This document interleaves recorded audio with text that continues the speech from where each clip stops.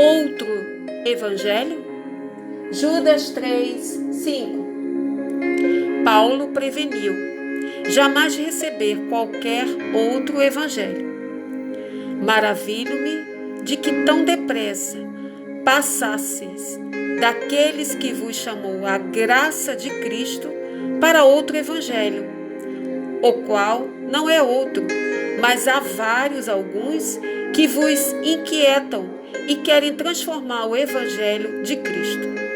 Mas ainda que nós mesmos, ou um anjo do céu, vos anuncie outro evangelho, além do que já vos tenho anunciado, seja anátema. Pode ser tanto uma mensagem completamente errada ou um argumento para uma mensagem diluída e desprovida de poder. Embora nominalmente cristã, Judas sempre nos impele a batalhar pelo aquilo que é original. Amados, procurando escrever com toda diligência acerca da salvação comum, tive por necessidade escrever e exortar a batalhar pela fé que uma vez foi dada àqueles que se chamam escolhidos de Cristo. Porque se introduziram alguns que já antes estavam escritos para este mesmo juízo, homens ímpios, que convertem em dissolução a graça de Deus e negam ao próprio Deus, o único dominador e Senhor nosso, Jesus Cristo. Mas quero lembrar-vos, como a quem já uma vez soube sobre isto, que havendo o Senhor salvo um povo, o tirou da terra do Egito, destruiu depois o que não creram.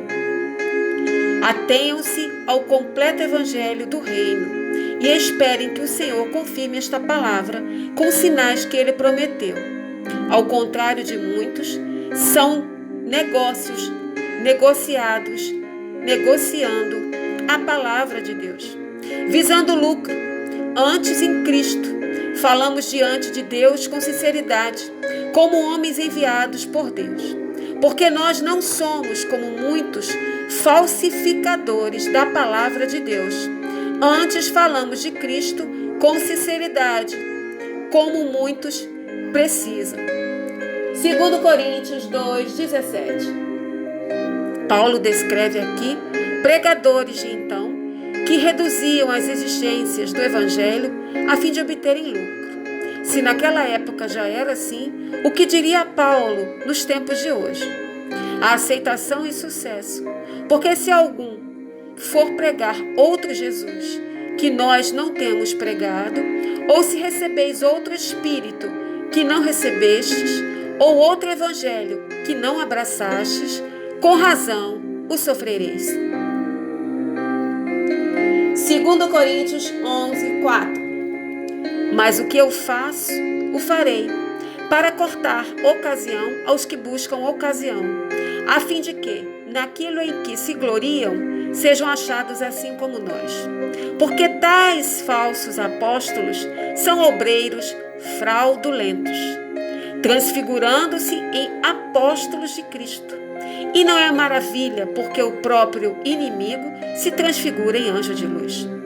Não é muito, pois, que os muitos ministros se transfigurem em ministros de justiça, o fim dos quais será conforme as suas obras. Aqui, Paulo alerta que aquilo que planta, se colhe. Portanto, todos aqueles que tentam enganar, serão enganados por si mesmos. Eles eram talentosos e persuasivos, mas secretamente insinceros, cobiçavam dinheiro e visavam a preeminência. Não mudou muita coisa. O mercenário e o que não é pastor, de quem não são as ovelhas, vira o lobo e deixa as ovelhas e foge. E o lobo as arrebata e a dispersa as ovelhas. Ora, o mercenário foge porque é mercenário e não tem cuidado das ovelhas. João 10, 12, 13. Só há um pastor e mediador entre nós e Deus, é Jesus. Você conhece alguém assim? Que se diz pastor, que se diz alguém mestre da lei, conhecedor de toda a Bíblia, do início ao fim, mas que não é capaz de ter misericórdia, piedade, coração contrito, quebrantado.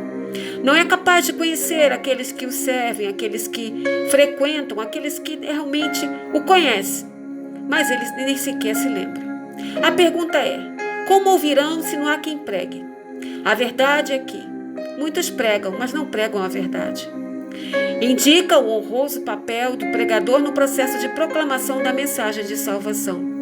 As pessoas precisam ouvir o Evangelho para que possam crer, e alguém precisa pregar para que alguém possa ouvir.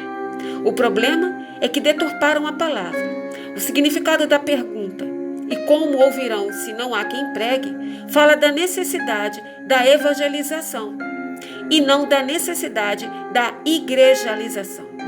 Parece que você só poderá ser salvo se frequentar determinada denominação, ou então se você não frequentar com constância. Do contrário, você será um desigrejado. Isso não é verdade, pois não estão servindo a uma parede, mas sim a um Cristo vivo e ressurreto. Então, nas mãos do Evangelho que agrade e diga tudo aquilo que as pessoas querem ouvir, muitos são levados. E assim, dizem que Deus fará tudo da forma que se deseja. E isso não é verdade. Sem arrependimento, sem submissão, sem constante vigilância ou oração, caímos em tentação. Até porque nós não somos tendenciosos para o bem. Somos seres humanos carnais, mas precisamos viver em espírito e em verdade. Em primeiro lugar, o apóstolo Paulo basicamente questiona que é impossível que alguém seja salvo ao invocar o nome do Senhor se não quer crer primeiro que ele exista.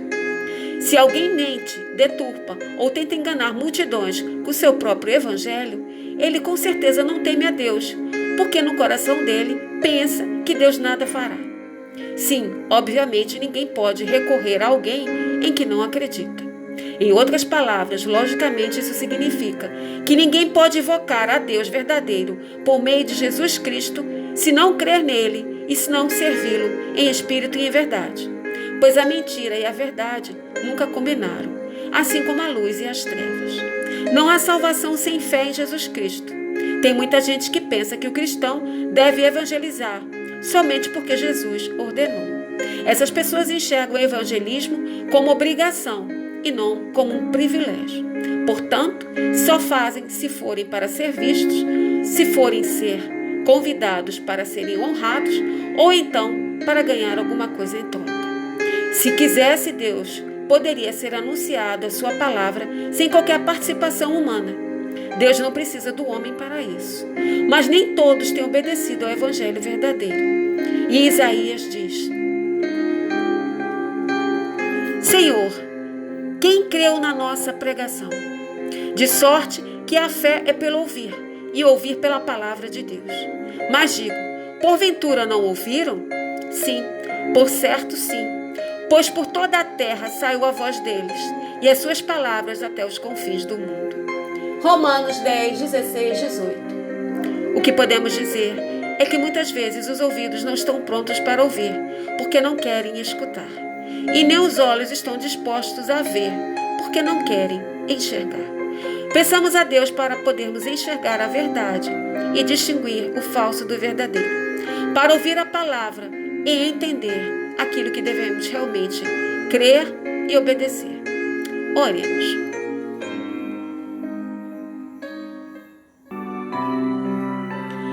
Livra-me, nos livra, ó Deus, dos nossos inimigos. Não estamos tratando aqui de pessoas, mas de potestades, de espírito das trevas, das quais não dominamos, não vemos e não temos conhecimento. Nos defende, Senhor, daqueles que se levantam contra nós. Sabemos que é uma batalha constante. A tua palavra diz que o inimigo não descansa e que fica ao derredor querendo tragar. Mas a tua palavra também diz que tu, Senhor, guarda de Israel, Todo-Poderoso, não dormita e nem dorme e nem vacila. Portanto, Senhor, cuida de nós. Nos livra, Senhor. Nos livra de todo mal. Nos livra daqueles que praticam a iniquidade. Nos livra daqueles que desejam a maldade, o mal. Nos livra, Senhor, daqueles desejos pecaminosos que muitas vezes as pessoas que vivem pela carne se deixam vencer. Nos salvam dos homens sanguinários, pois eis que põe ciladas aqueles que não sabem e não conhecem. Pois eles se acham fortes e se ajuntam contra todos que são de Deus. Porque eles se acham, muitas vezes, desprotegidos da palavra. Muitos não conhecem, às vezes conhecem, mas não conhecem de verdade o Deus a que servimos. E assim eles transgridem a palavra, e assim eles transgridem a lei. Ó Senhor, muitos correm em troca de favores, em troca de troféus, em troca de recompensa. Nós aqui não queremos recompensa, Senhor. Só queremos estar na Tua presença, na Tua proteção, na Tua salvação, na Tua luz, no Teu poder. Queremos dormir e acordar, levantar, despertar, em espírito e em verdade, caminhando na Tua verdade. Caminhando nos caminhos que são verdes pastos. Nos livra, Senhor, nos faz ter o dom de perdoar. Nos faz, Senhor, viver em espírito, vivendo dos frutos do Espírito. Pois Tu, ó Deus, é Deus dos exércitos. Pois Tu, é Deus, é guarda de Israel. Desperta, Senhor, para nos visitar. Venha visitar as nossas casas, Senhor, nossos filhos, a nossa família. Cuida de nós, Senhor, pois muitos estão necessitando de alguma coisa e até de coisas demais. Tenha misericórdia, pois ainda estamos nesse mundo. E muitas vezes a iniquidade tem tomado conta das pessoas. Senhor, tenha misericórdia, pois muitos não conhecem o Teu poder nem o Teu amor. Eis que eles dão gritos com suas bocas e espadas em seus lábios e dizem: quem vos ouve? Eles duvidam de nossa fé, duvidam do nosso Deus. Mas nós cremos e sabemos em quem cremos e sabemos em quem temos crido. Tira, Senhor, das zombarias, das ofensas, das fofocas, das maledicências, dos maus entendidos e toda forma de mal. Por causa da força de alguns que se pensam ser fortes, muitas vezes caímos e nos achamos desprotegidos. Mas precisamos lembrar que servimos a um Deus que guerreia por nós, que guerreia por cada um de nós. A Tua força, Deus, é tamanha. O Teu despertar, o Teu estalar, nas Tuas mãos todo o oceano pode caber. Não temos condições, Senhor, de discernir o tamanho da Tua misericórdia e do Teu poder. Mas temos noção do amor que Tu tens por cada um que criastes, por cada um que fizestes, pois Tu amas a todos nós. Ó Deus de nossa misericórdia, nos faz viver, Senhor. Nos faz, Senhor, vencer. Nos faz, Senhor, vencer a todas as batalhas. Que possamos ser tomados de refrigério. Que possamos ser alcançados pela Tua graça. Que possamos ser atendidos em nossas necessidades. Pois muitos padecem, Senhor, do pão espiritual e do pão material. Muitos padecem, Senhor, de um dia de descanso, de um dia de paz, pois muitos vivem um verdadeiro inferno em suas famílias. Ó Senhor, cura e livra, liberta, Senhor, quebra cadeados, correntes, cordas, toda forma de armadilha, Senhor. Liberta crianças, Senhor, liberta as crianças que geralmente às vezes estão presas espiritualmente. Muitas vezes por causa de seus pais que brigam constantemente. Muitas vezes porque seus pais se separaram. Muitas vezes porque um dos casais está cometendo adultério. Muitas vezes porque um dos casais se embriagam no pecado de muitas outras tentações. Portanto, Senhor, guarda a vida de crianças, guarda a vida de famílias, guarda a vida de idosos, guarda a vida de muitos trabalhadores. Ó Senhor, refrigera aqueles que estão abandonados, aqueles que estão solitários, aqueles que estão só. Mulheres que não conseguem casar e homens que não conseguem encontrar a mulher ideal. Muitos aqui, Senhor, precisam da Tua atenção. O Teu anjo, Senhor, o Teu anjo de luz e Teu exército, Senhor, de anjos, podem levar essas orações, podem levar a necessidade de cada um. E Tu sabes muito bem quando responder e de que forma responder. Cremos em Ti, Senhor, e sabemos que Tu há de ouvir todos os nossos pedidos. E Tu há de conceder tudo aquilo que realmente é necessário. Pois Teus desejos, Teus planos e Teus sonhos são maiores e melhores do que os nossos. Ó Senhor, cantaremos a Tua força. Pela manhã louvaremos com alegria pela Tua misericórdia. Pois sabemos que Tu dá do alto o refrigério, a proteção a cada dia. E que Tu nos livra da angústia, Tu fortalece nosso espírito, os nossos ossos, nossas medulas, o nosso sangue, a nossa pele e tudo que há em nós é renovado. Tu nos protege e nos defende. Tu és o Deus sobre toda a terra, e o teu Filho Jesus é autoridade sobre todo nome. Guarda a nossa casa, a nossa vida, o nosso trabalho, o pão de cada dia. Nos livra e nos protege, nos faz renovados e renovar. Em verdade, de glória em glória, hoje e sempre. Assim seja.